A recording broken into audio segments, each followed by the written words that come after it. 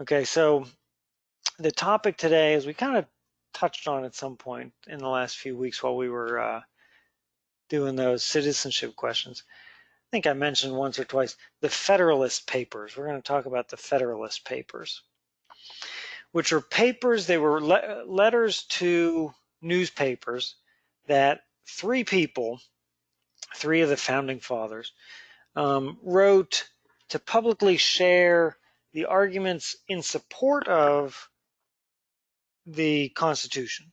Okay, so we're looking back, and here's our timeline. We're looking back in 1787, they wrote the Constitution, and then it needed to be ratified.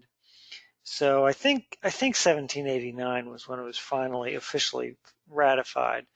So we're going to look at how that process occurred a little bit, and we're going to look at the two sides, the Federalists, who were in support of the Constitution, and the other side of the argument was called anti-federalists. That's what they called themselves, the Federalists and anti-federalists.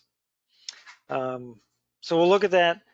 We'll do a little reading, look at specifically New York, the process that it took for New York State to ratify the Constitution, and those two sides, and then we'll look at some primary sources. So let's jump in. So I have a little background information, and then we'll do a reading, and then we'll do the primary sources. So the background information, let me read this. So the constitutional, and a lot of this we know, we've talked about it, but there's some details in here. So it says the Constitutional Convention met in 1787 to draft a new constitution. Of course, it was new because it was after the Articles of Confederation, but they didn't really like how that government was going to work, so they wanted to write a new constitution. One of the biggest debates at the Constitutional Convention was over representation. Populous states wanted proportional representation, and emptier states wanted equal representation. Populous, what does populous mean?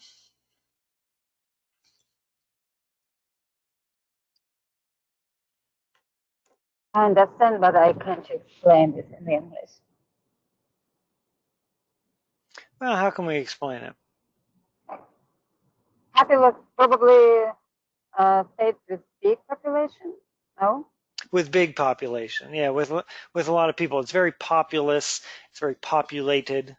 Okay, so populous states wanted proportional representation, meaning based on your population, and emptier states, empty of people, emptier states wanted equal representation.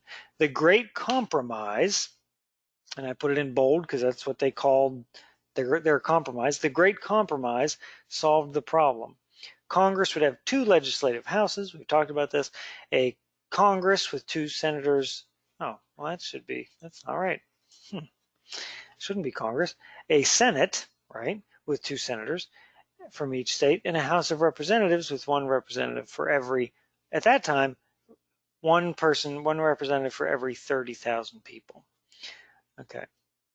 Anti-federalists thought that this solution was not good enough. They wanted more representation. They worried that one person could not adequately represent 30,000 people. Federalists disagreed. After the Constitution was written, it had to be ratified by 9 states. Of course, they started with 13 original colonies become 13 states. They wanted a majority of them, 9, to ratify it. So once it was ratified, once 9 states had ratified it, it would have become the Constitution for all of the states. Of course, you know, they argued at the time, well, that's not really fair to the states who don't ratify it. Like, you're changing the nation's laws, but some people disagree with it. So, you know, but initially the rule they set for themselves was it had to be ratified by 9 states. There were very extensive debates between Federalists, who supported the Constitution, and anti-Federalists, who opposed a strong central government that the Constitution made. Today we're going to read some documents from the New York Constitutional Ratification Convention in June 1787, which was the most hotly debated of all the states. Okay, but we're not going to read those primary sources yet. We're going to read an informational article that I pulled from ushistory.org. Okay. So what they did was they wrote the Constitution. Okay. Once they had their final draft, this is the way it's going to be, this is the way we want it, they sent it out to the states, and each state had to hold a convention. And does anybody remember? I think we've talked about it. What was the first state to very quickly ratify the Constitution? And now today they go by the nickname the first state. I forgot. I know you mentioned that. Delaware. It's Delaware. Kind of the only thing I think Delaware is really known for. They just ratified it very quickly. So they became, I guess technically they were the first state, if that's what it takes to be a state. So they call themselves the first state. I think 5 states ratified very quickly, but then there was other states, New York and Virginia in particular, had debates. There was a big debate in those states as to is this in our best interest? Does if you're in New York, I'm looking out for New York. Is this new constitution going to be good for my state? So let's dive in. So this discusses it zooms in on Virginia and New York, the places where there was a real debate. Also, those are 2 states at the time that had maybe the most people, but they were, among the states with the biggest population. Also, New York, you have New York City, which is a big, was at the time actually, I think, functioning as the nation's capital. New York City is a big deal even back then. Virginia, many of these people had come from Virginia. Thomas Jefferson, Madison, George Washington, all Virginians. So, you kind of have to have Virginia on board. So these are 2 very important states to have in agreement with the new Constitution. So Tolulope, could you read the paragraph 5, the first paragraph here for me? Yes. Here, I'll zoom in a little bit. That's probably small. That's good. Yeah, that's good. The convention in Virginia began its debate before 9 states had approved the Constitution, but the contest was so close and bitterly fought that it lasted past the point when the technical number needed to ratify had been reached. Nevertheless, Virginia's decision was crucial to the nation. Who can imagine the early history of the United States if Virginia had not joined the Union? What if leaders like George Washington, Thomas Jefferson, and James Madison had not been allowed to hold national political office? In the end, Virginia approved the Constitution with the recommended amendments in an especially close vote, 89 to 79. Only one major state remained, and the Constitution was close to getting the broad support that it needed to be effective. All right, thank you.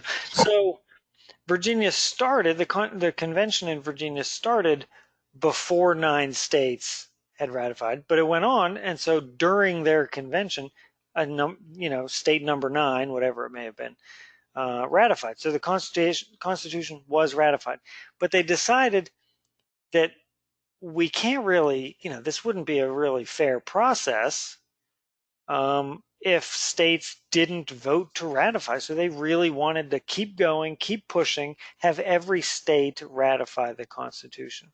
Because how can you really have a state, let's say Pennsylvania has a convention, votes, and they vote to not ratify. They say, no, we don't want this new Constitution. Well, how can you then have that new Constitution govern the state of, the people of Pennsylvania if they voted against it? So they said, well, for this to work, we really have to have everybody's support, every state's support. So they kept going, they kept holding those conventions, and eventually all 13 states did vote. did vote to ratify, to support the Constitution. Nadia, could you read paragraph 6?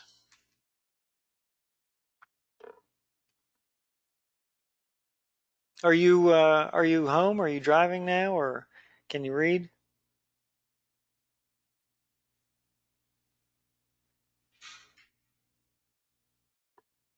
Oh, maybe. Well, maybe Nadia's having some trouble there. I'll read paragraph 6 here. I'm sorry, I forgot to turn on my microphone. Perhaps no state was as deeply divided as New York, where the nationalist urban artisan alliance could strongly carry New York City and the surrounding region, while more rural upstate areas were strongly anti-federalist. The opponents of the Constitution had a strong majority when the convention began and set a tough challenge for Alexander Hamilton, the leading the New York Federalist. Hamilton managed a brilliant campaign that narrowly won the issue, 30-27, by combining threat and accommodation. On the one hand, he warned that commercial downstate areas might separate from upstate New York if it did not ratify. On the other hand, he accepted the conciliatory path suggested by Massachusetts. Amendments would be acceptable after ratification.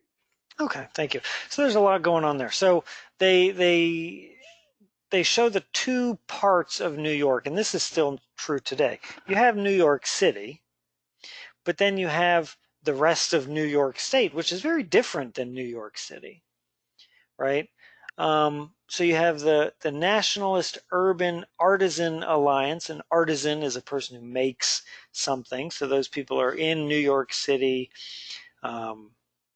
They're in the city, so it's urban.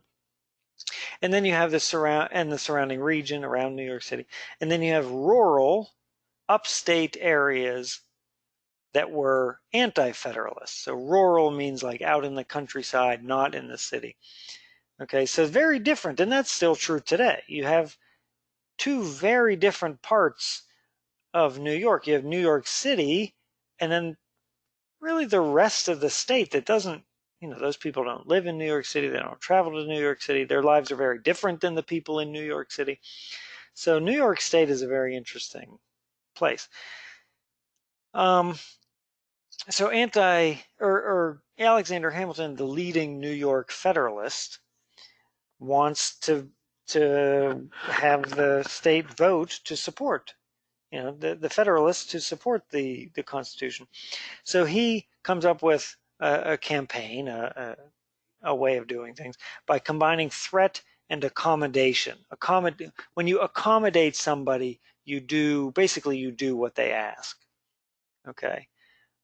So he's threatening that, hey, if you anti-federalists up in upstate New York don't go along, then maybe New York City will break away from you and become its own state or something. So that threat is there. But on the other hand, it says he accepted the conciliatory path, to accommodate, to conciliate. It's like the same root word for reconciliation. If you what would reconciliation mean? Like to mend old wounds or to heal a wound. Okay, like in a relationship. So Massachusetts had said, and this is kind of in a different reading before this on the website. Massachusetts said, okay, we're going to ratify it, but you need to give us amendments to the Constitution afterwards, and that's what later became the Bill of Rights. Okay, so New York and Massachusetts and some of these other states that were later in the process said, well, you know what, we can go along with this, but there's some things we're concerned about that need to be addressed immediately by constitutional amendments, and that later became the first 10 amendments, the Bill of Rights. Okay, let me read paragraph 7. It says, the debate in New York produced perhaps the most famous exploration of American political philosophy, now called the Federalist Papers. Originally, they were a series of 85 anonymous letters to newspapers, which were co-written by Alexander Hamilton, James Madison, and John Jay. Together, they tried to assure the public of the two key points of the Federalist agenda. Let me read paragraph 8 too. So the Federalist Papers were 85 letters to newspapers, so they're published, people can read them. They're publicly available, and they tried to reassure people of the two main points that the anti-federalists were worried about, were concerned about. It says, first, they explained that a strong government was needed for a variety of reasons, but especially if the United States was to be able to act effectively in foreign affairs. You can't have, when you're dealing with France or Germany or any other country, you can't have every state be doing their own thing. You have to act as a country, so you need a strong central government. Second, it tried to convince readers that because of the separation of powers in the central government, there was little chance of the national government evolving into a tyrannical power, becoming a tyrant. Instead of growing ever stronger, the separate branches would provide a check and balance, as it said in the Constitution, against each other so that none could rise to complete dominance. So people were worried that this big, strong central government would become too big and too strong and start making this, forcing things on the people in the states that the states didn't want to go along with. And they said, no, don't worry, we have this checks and balances. And they, through the Federalist Papers, they explained how that was going to work, and what is the role of Congress and what is the role of the president and the role of the courts. So they kind of, throughout 85 letters, they explained a lot of those things. It was the details that they didn't put in the Constitution, but they kind of had in their minds when they wrote the Constitution. Totally Lope, could you read paragraph 9? Yes.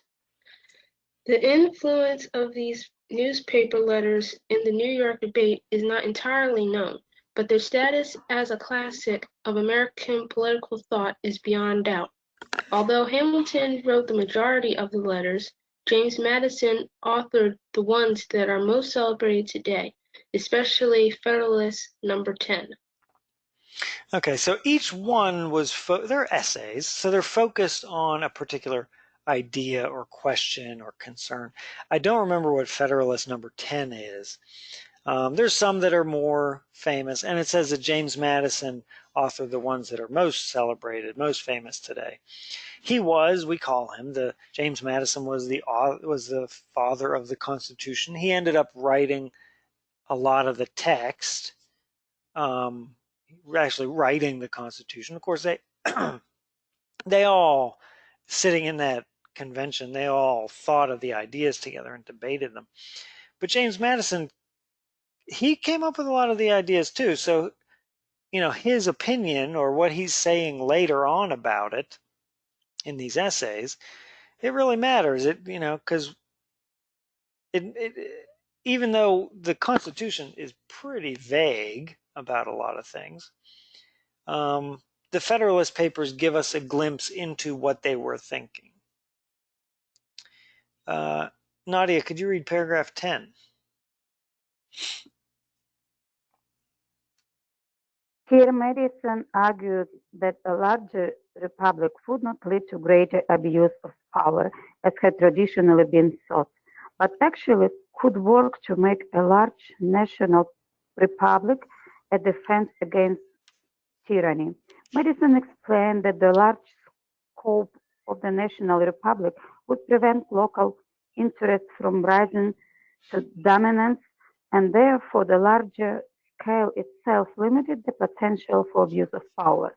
But by including a diversity of interests, he identified agriculture, manufacturing, merchants, and creditors as the key ones.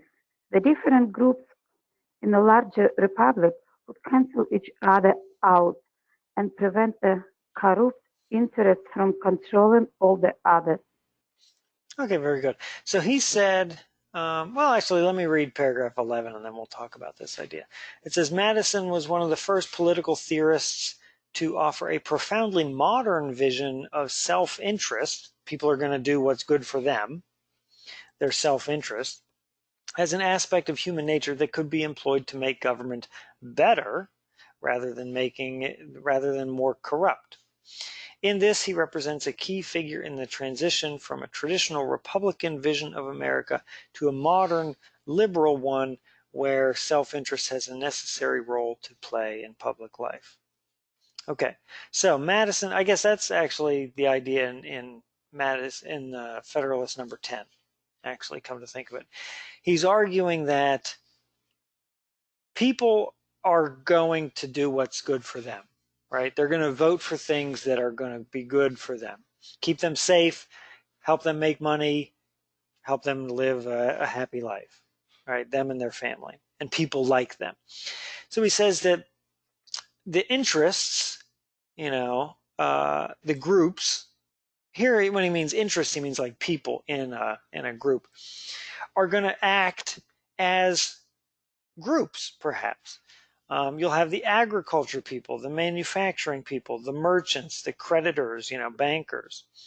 They're all going to act and vote and push for what's good for them. Now, maybe what's good for a banker, if there's a new law, the banker is going to like it, but the farmer is going to not like it, or the farmer will like it, but the banker doesn't like it. And so there's going to be this tension between groups. And Madison says that's a good thing.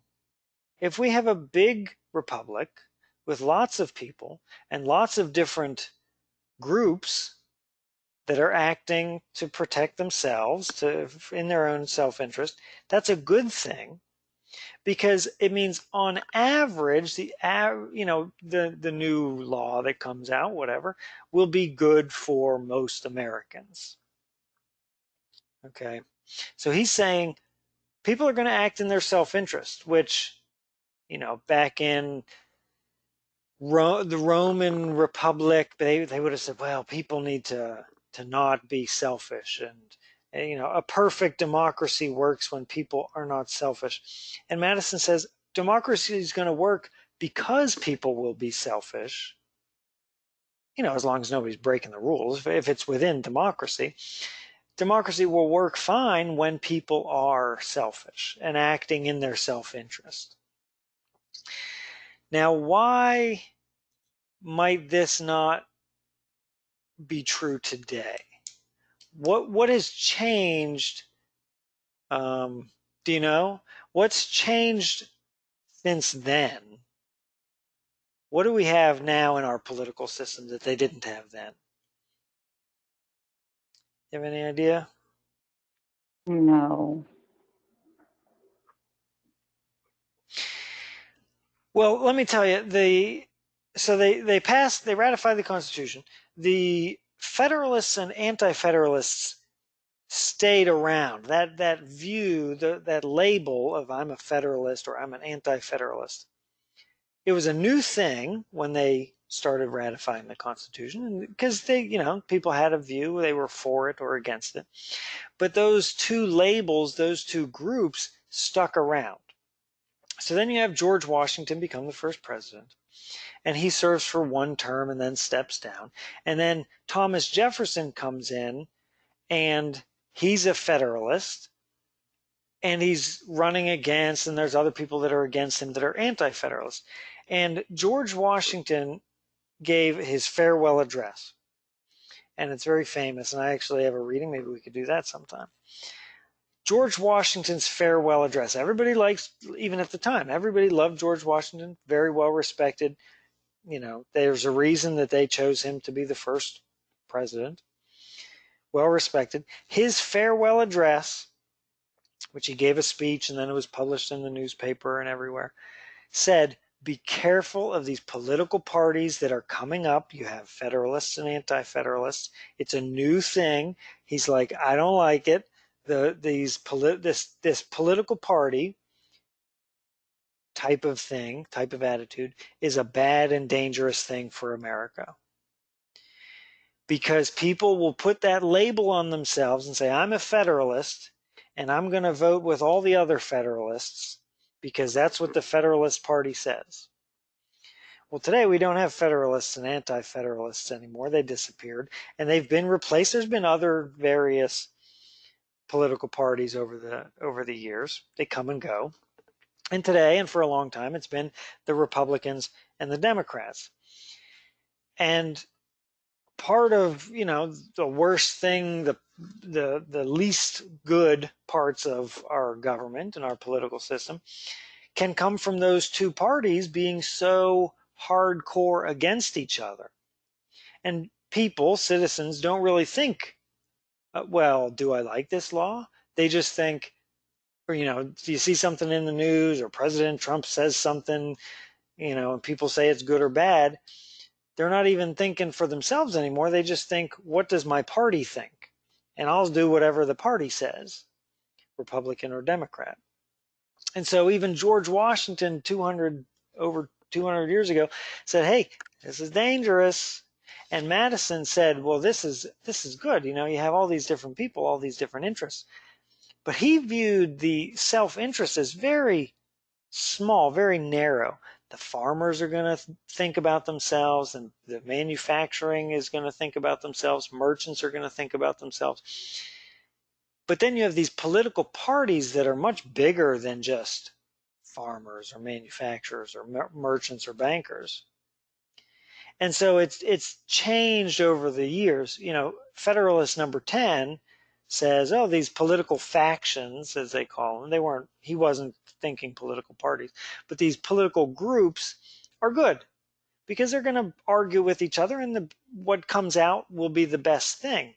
But now we have these political parties that are very different, and they have very firm, concrete views. And if you don't hold that view, then you must not be a real Republican, or you must not be a real Democrat.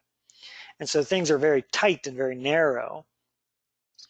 And so the founding fathers would have said, oh, that's not good. That's not how we designed this to work. Okay, so that was one concern that people had, and Madison said, well, it's not a big deal. Because at the time, at the world they were living in, with the politics that they had, it worked differently. Okay, does that make sense? Any questions about that? No, thank you. Okay, well, let's look at these two readings. Okay, they're short. The one is just 3 paragraphs, the other's 2 paragraphs. So these are two primary sources. I don't know if these were, I don't know if they were speeches or essays, or I don't know where they came from, really. I think they were essays. So, I can't really say where they're from. But we have an anti-federalist position and a federalist position. The federalist is Thomas Jefferson, or no, Alexander Hamilton from New York. This is from the debates in New York. So the anti-federalist is going to lay out some things that they are worried about the new Constitution, some of their concerns. And then Alexander Hamilton, in the federalist position, in the second one, will actually address those issues. Okay. Totally Lope, could you read paragraph 12 here? So this is a primary document, a primary source, which means it's from that time, right? So it's good to work with primary documents sometimes. All right, read paragraph 12 for us. Representatives should be a true picture of the people, possess a knowledge of their circumstances and their wants, sympathize in all their distresses, and be disposed to seek their true interests. The number of representatives should be so large as that while it embraces the men of the first class, it should admit to those of the middling class of life. I am convinced that this government is so constituted that the representatives will generally be composed of the first class of the community, which I shall distinguish by the name of the natural aristocracy of the country. Okay, aristocracy. That's like the rich people, the aristocracy. So he's concerned, this anti-federalist, I don't know who Melancton Smith really was at the time, but this person is concerned that, what's his concern? Who is he worried about?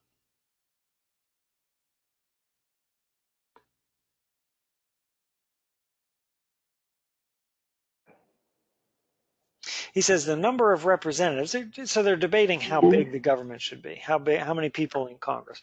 The number of representatives should be so large as that while it embraces the men of the first class, it should admit those of the middling class of life. So middle class people. What's his concern?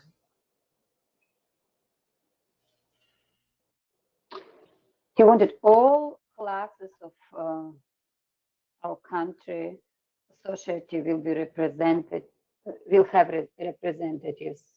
Yeah. Not just first class. Right. So he says, so what they're debating is the Senate only has 2 people from every state.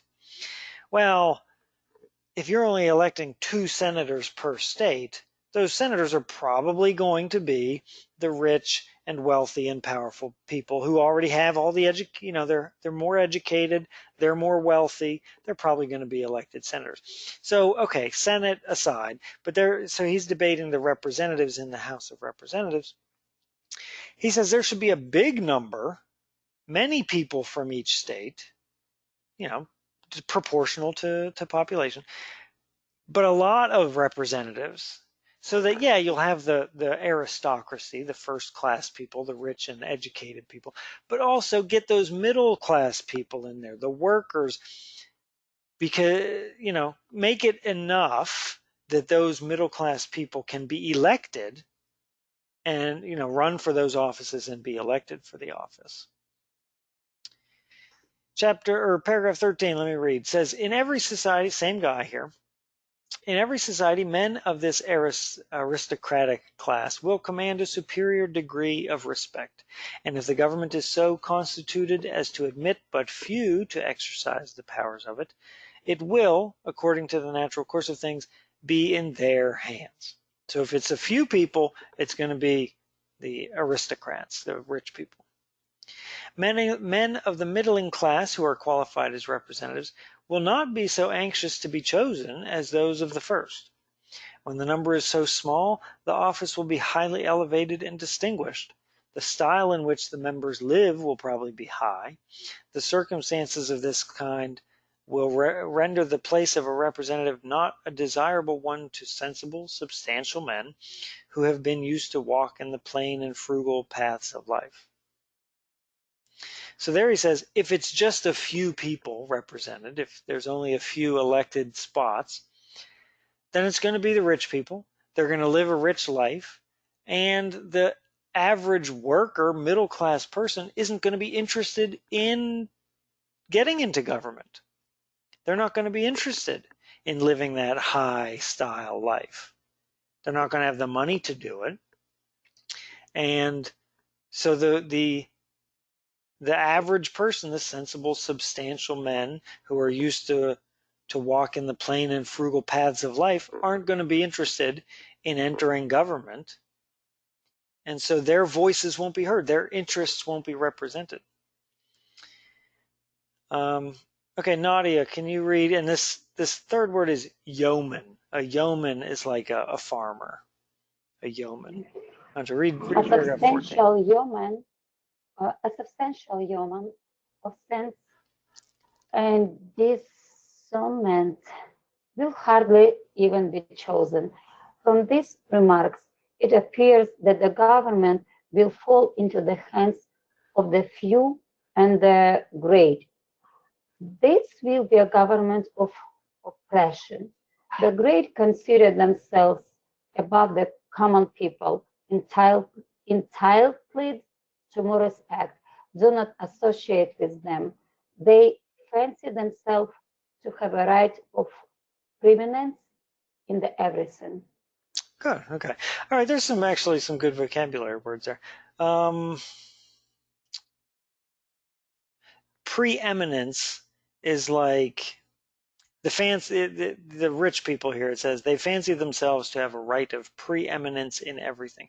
Preeminence means, basically to be more important than other people, or to have an attitude. It's normally like kind of a negative thing. People have an attitude that they have more right to things in life, or they're more important. They feel preeminence. It says a substantial yeoman, a farmer, a regular person, of sense and discernment, knowledge, will hardly ever be chosen. So if those farmers, if those everyday working people aren't interested in running for office, and they're not holding those office, if every representative and senator is a rich person, then this person is making the argument, how are average people going to be safely represented in government, right? If every person who's making the laws is rich, then what kind of laws are going to get passed? They're going to be laws that protect rich people, right? So that's his concern. That's the central concern. Now there's other concerns too, but in this little snippet of an essay, that's what we get. Okay. All right, now let's look at Alexander Hamilton. Now this kind of addresses let's look at the dates here. What we have, June 21st. What was this? Oh, June. Okay, so I think this is the debate, like in person, going on in New York in their convention, because they both have the same day. Now this is interesting to look at. They both have the same date, June 21st, 1788. So this person, Melancton Smith, makes this little speech, and then Alexander Hamilton addresses his concerns. So Tolulope, could you read paragraph 15? Yes. It has been farther by the gentlemen in opposition, anti-federalists, observed that a large representation is necessary to understand the interests of the people. This principle is by no means true in the extent to which the gentleman seems to carry it. I would ask, why may not a man understand the interests of 30,000 as well as of 20? I want you to read paragraph 16 too there. It is a harsh doctrine that men grow wicked in proportion as they improve and enlighten their minds. Experience has by no means justified us in the supposition that there is more virtue in one class of men than in another. Look through the rich and the poor in the community, the learned and the ignorant. Where does virtue predominate? The difference indeed consists, not in the quality, but kinds of vices, which are incident to the various classes, and here the advantage of character belongs to the wealthy. Their vices are probably more favorable to the prosperity of the state than those of the indigent, and partake less of moral depravity. Okay, so he's addressing the concerns that were brought up by the other guy. What's his argument that he's making?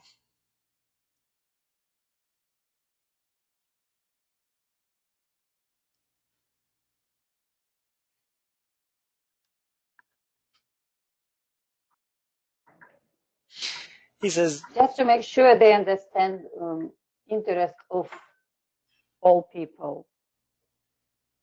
Yeah, he recognizes, okay, yeah, he would say, yes, the government, we obviously don't want a government that's not going to serve everybody. So he agrees. He would agree with that. He says the other guy says, A large representation is necessary to understand the interests of the people. This principle is by no means true. Okay, why can a man not understand 30,000? You know, because they said one representative for every 30,000 people of population. Why can a man not understand 30,000 people as well as 20? So he's arguing against that larger number of representatives. And then he says, it's a harsh doctrine that men, it's harsh to say that men grow wicked in proportion as they improve and enlighten their minds. So the other guy is worried about the aristocracy.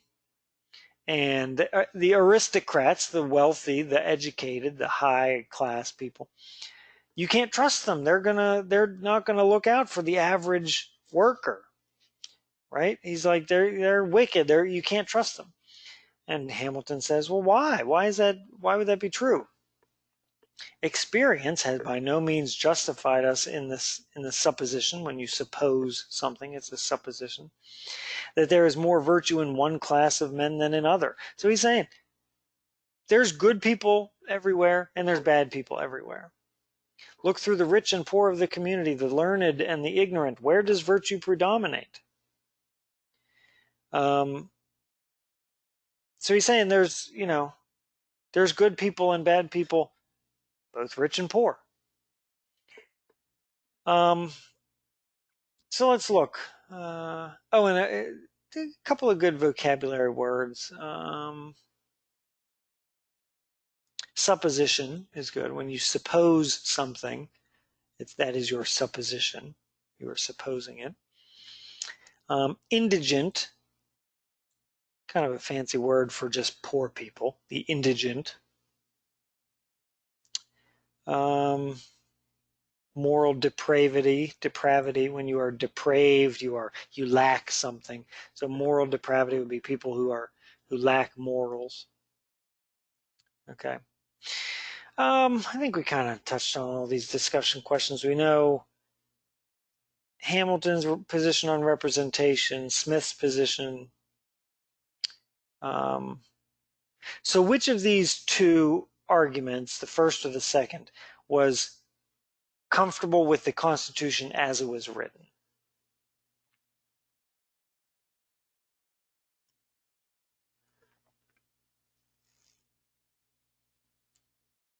Who would have said no change needs to happen? We can ratify, we can pass this Constitution as it is.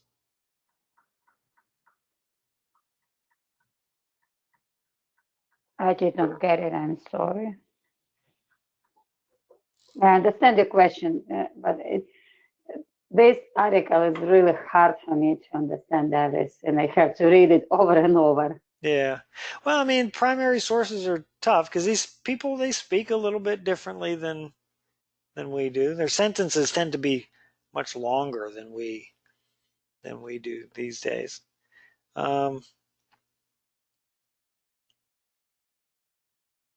Which person was arguing against the way the Constitution was at that time?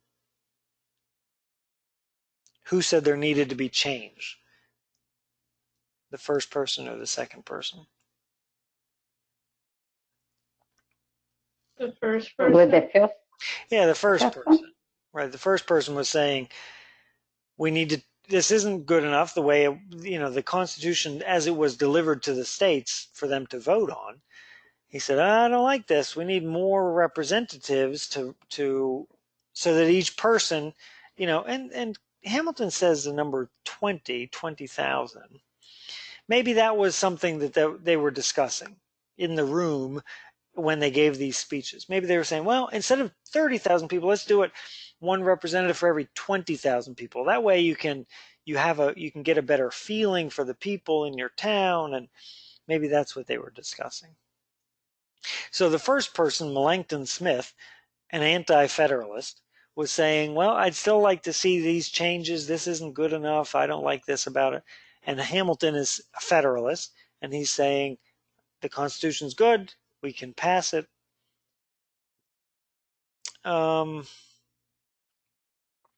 So what? Probably because, I'm sorry, probably Hamilton did not want to make any changes because he wrote the Constitution. He was, yeah, he was involved.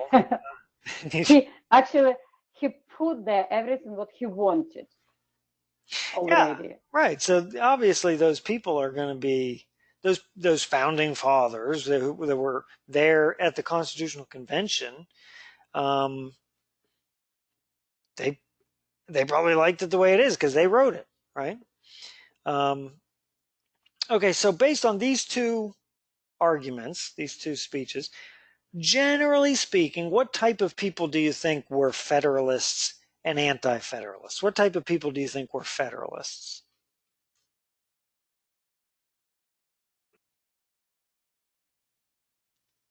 Uh,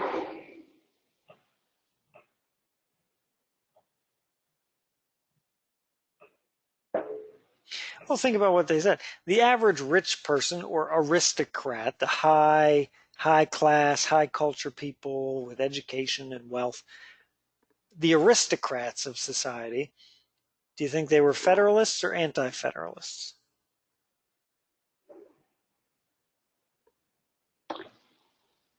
I can guess they were Federalists, but I'm not sure.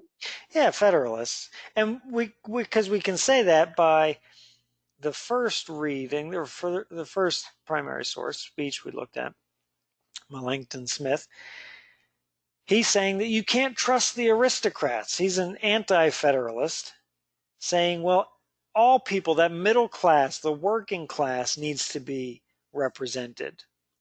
We need to make it so that those middle class, working class people want to run for office, want to be that representative, and be there in Congress making the laws. So he's concerned that those people aren't ever going to get into government, aren't going to participate, and so their voices won't be heard, their interests won't be defended. Okay. Which side do you think was right? Now, obviously, this is a bit of a simplification of the view, but which of these sounds more right to you?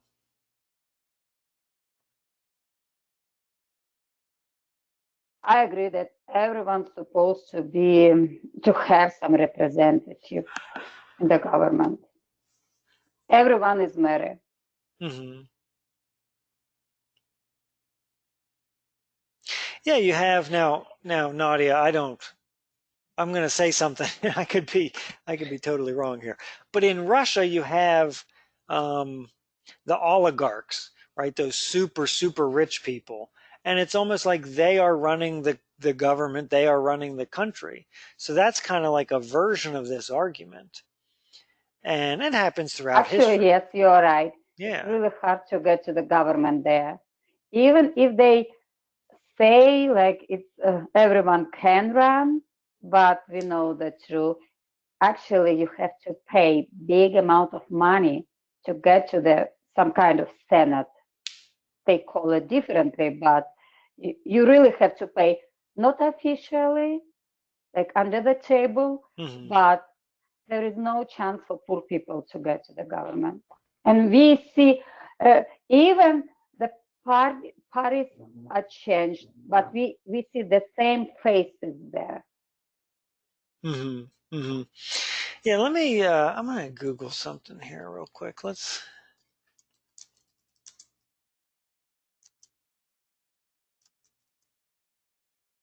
I'm gonna I don't even know the answer. How many Congress members are millionaires? Because I've heard before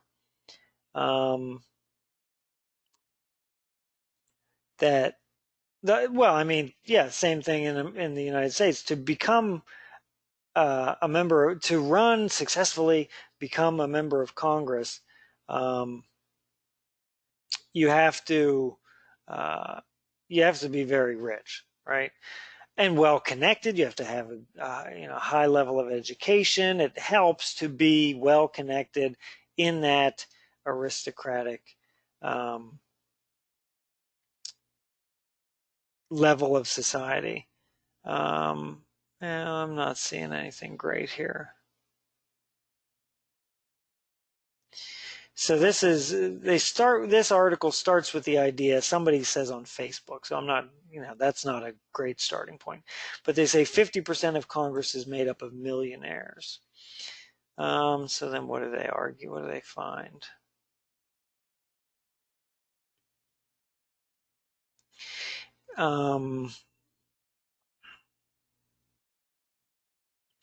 And it says if we use the average net worth category for the House and the Senate, it showed that 48% have worths of at least $1 million.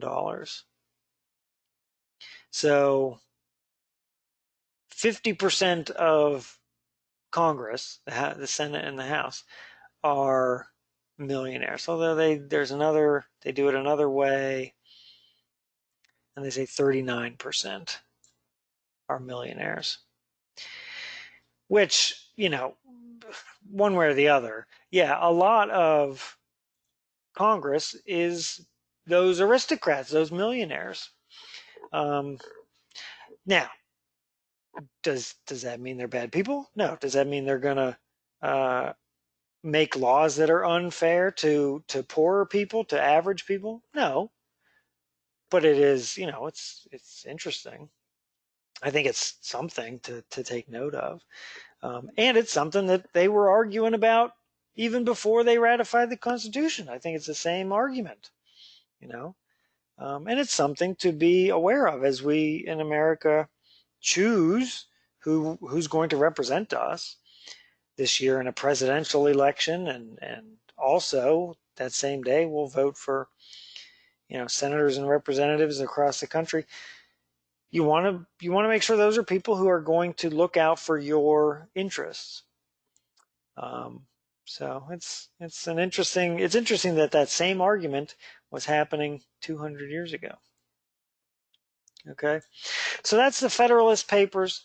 Okay, so the end of the story is New York did vote to ratify, and in the end, all 13 states did ratify, and then they made part of the process of becoming a state, because like Ohio quickly became a state. I forget, like Kentucky, Tennessee.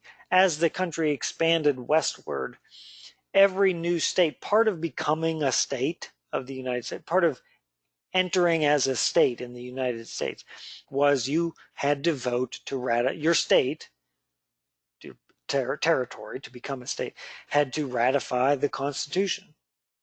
You had to agree this is the law of the land. And if, let's say Ohio, if we become a state in Ohio, we will abide by and respect the Constitution. So that was part of the process of becoming a state, was accepting the Constitution. And every state, obviously, voted to do it. They wouldn't be a state if they hadn't. That was a requirement. Okay, so any questions about any of this topic, these readings?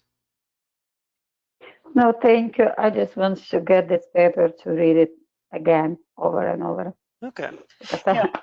Thank you. Email it out. And the Federalist Papers, some are short, some are long. Like I said, there's 85 of them. You can find them easily online. And it's an interesting snapshot into what they were thinking. James Madison. Who was it again? James Madison, Alexander Hamilton, and John Jay, wasn't it? Yeah. So yeah, who was it? Yeah, Hamilton, Madison, and John Jay. They wrote 85 essays.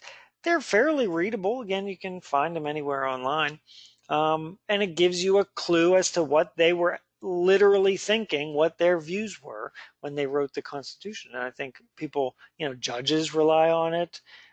People rely on it a lot as we try to make sense of our government as we go along. Okay.